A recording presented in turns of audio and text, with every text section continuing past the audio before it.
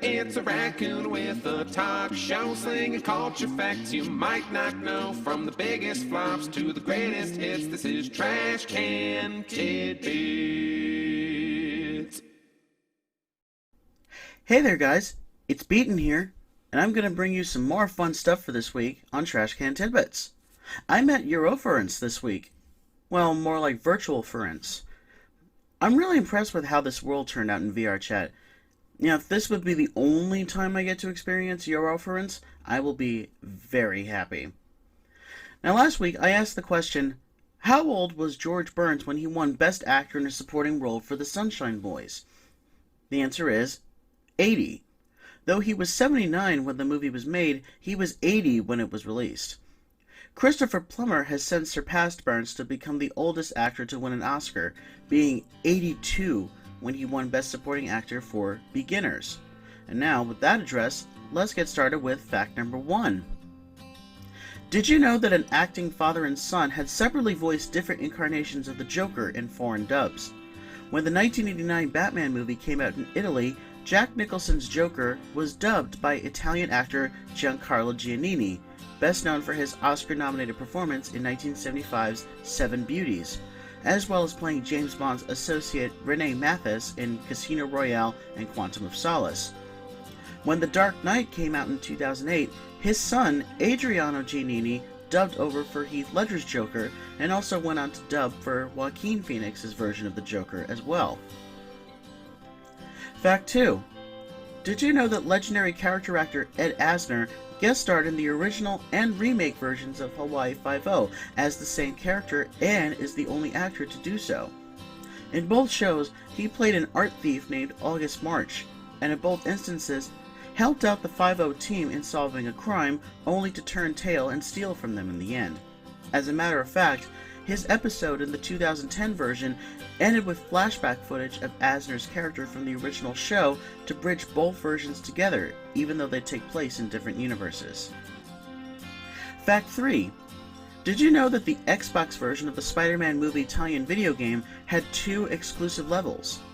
In the Xbox version, Kraven the Hunter was included as an exclusive villain where he poisoned Spider-Man, and you had to avoid his traps and face him in a final battle. Growing up, I had the PlayStation 2 version, and a friend from school had the Xbox version, and I was pretty jealous that Kraven was in his version of the game. So much so that I used to ask my mother if I could go over to his house to hang out just so I could play his version of Spider-Man. My guess is that the developers made Kraven exclusive to the Xbox so they could sell more consoles. Fact 4. Did you know that an impending lawsuit with ESPN forced Electronic Arts to create the EA Sports label?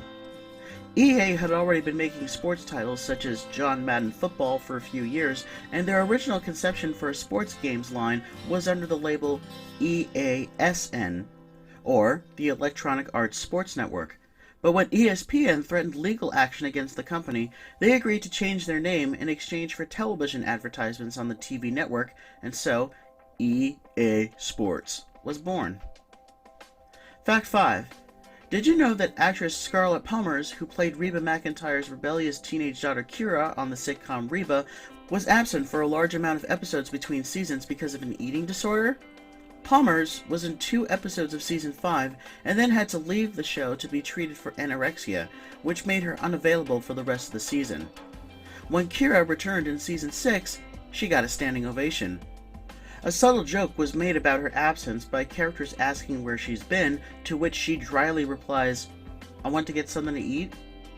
Later in the same episode, when the character Van asks where she's going, she gives the same response, and Van replies, "Okay, see you next year." Fact 6. Did you know that at one point Popeye could have been the potential mascot for Nintendo? One of Nintendo's first arcade games, Radar Scope, which was a shooting game in a similar vein to Space Invaders, didn't do very well, and Nintendo went back to the drawing board. Shigeru Miyamoto suggested using the Radar Scope hardware to make a new game, and originally suggested Popeye, seeing that Nintendo did previously release a Popeye arcade game.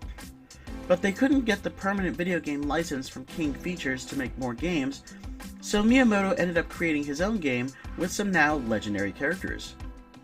The game was called Donkey Kong, and the little mustachioed man called Jumpman was later named to Mario, and the rest is history. Fact 7. Did you know that Frank Sinatra was almost going to play the lead role of Billy Bigelow in the movie version of the Rodgers and Hammerstein musical, Carousel? He'd even accepted the role, recorded all the songs, and was fitted for his costumes. But when filming started, he left when he learned that each scene was going to be filmed twice, once in the standard format and again in the wider CinemaScope format. This same technique was done for R&H's previous movie, Oklahoma. Sinatra was known for filming movies in one take, and he didn't want to participate. Fortunately, the crew was able to hire actor-singer Gordon McRae to play Billy, and he would also once again star alongside his Oklahoma co-star, Shirley Jones. Frank Sinatra's version of the song, If I Loved You, was later shown in a 1996 documentary on the Rodgers and Hammerstein movie musicals. Fact 8. Did you know that the famous scene in Happy Gilmore when Bob Barker beats up Adam Sandler wasn't just a Hollywood invention? Bob Barker actually would have won the fight in real life, as he was a martial arts expert trained by none other than Chuck Norris. In fact, he accepted his role when he learned he would actually win the fight, and he did all his own stunts. Simply because of Barker's cameo, viewership of The Price is Right went up among college students. Fact 9. Did you know that the primary love-hate dynamic between Bigelow and Rebecca Cunningham on Tailspin is largely inspired by one of the greatest sitcoms of all time? At the time that Tailspin was on the air, Cheers was in its final seasons and was still ranking number 1. One major inspiration is the relationship between the show's lead characters, Sam Malone, played by Ted Danson, and Rebecca Howe, played by Kirstie Alley. Basically, Bigelow and the other Rebecca are the characters from Cheers in cartoon form, in the fact that they antagonize each other, but still have a soft spot for each other as well. Fact 10. Did you know that 3 actors who have appeared in Disney films also appear in the film version of Neil Simon's play, The Odd Couple? First off, appearing as Vinny, one of Felix and Oscar's poker buddies, is John Fiedler, who would go on to be the voice of Piglet in the Winnie the Pooh series. His high-pitched voice is instantly recognizable to the average Disney fan. Second, and third of all, appearing as the eccentric Pigeon sisters, Cecily and Gwendolyn, are Monica Evans and Carol Shelley, who were also in the Broadway play. These two are virtually a copy of the characters they would later play for Disney, the chatty geese Abigail and Amelia Gabble in The Aristocats. And, bonus fact, both actresses are best known among Disney fans for playing characters in Disney's Robin Hood.